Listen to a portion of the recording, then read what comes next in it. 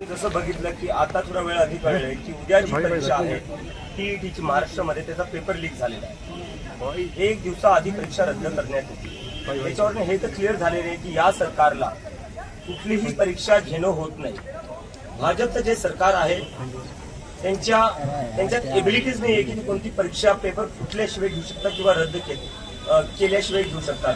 ते डबल इंजिनचं जे सरकार आहे ते डबल इंजिन डबल लीक झालेलं आहे. आता देशात नीट लीक होतोय आणि महाराष्ट्रात टीईटी लीक होतोय. डबल इंजिन डबल लीक आहे आणि ही पहिली वेळ नाहीये.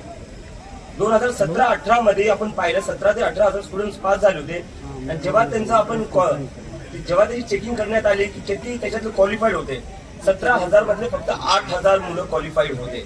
तर कुठं ना कुठं सरकार तर अपयशी ठरतीच परीक्षा घेण्यात. त्या सरकारच्या बसमध्येच नाहीये, या सरकारची एबिलिटीज नाही कुठलीही परीक्षा पेपर कुठल्याशिवाय घेऊ शकतात ते असं. आणि दुसरी गोष्ट जी भरती होतीये त्या भरतीमध्ये मोठा घोटाळा आहे. 1-1 करोड 1-2 करोड मध्ये सीटा विकल्या जात आहे. तर माझी ज्या सरकारला विनंती आहे की थोडं ना तुम्ही परीक्षा घेण्यावर लक्ष द्या. पूर्ण वेळ या लोकांचा कशात चाललाय, पूर्ण फोकस यांच्या कशावर यांचं आमदार तोडण्यात, खासदार तोडण्यात. 50-50 हजार देऊन हे लोक 50-50 करोड देऊन हे लोक खासदार तोडतात, आमदार तोडतात आणि पूर्ण यांचं जे पॉलिटिक्स आहे त्याच्यावरच फोकस आहे. ना शिक्षणावर आहे ना लोकांच्या ज्या गरजा आहेत त्याच्यावर आहे. तर या सरकारला तुमची काहीच काळजी पडलेली नाही. मी महाराष्ट्राच्या सगळ्या युवकांना आव्हान करतो आणि त्यांना सांगतोय ज्या सरकारला तुमच्यावरनं काही फरक पडत नाही.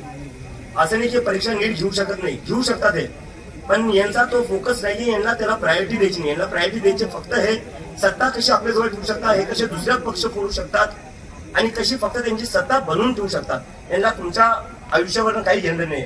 आणि दुसरी महत्वाची गोष्ट म्हणजे हा पेपर कुठला आहे ठाण्यात. ठाणे हे उपमुख्यमंत्री एकनाथ शिंदे यांचं शहर आहे.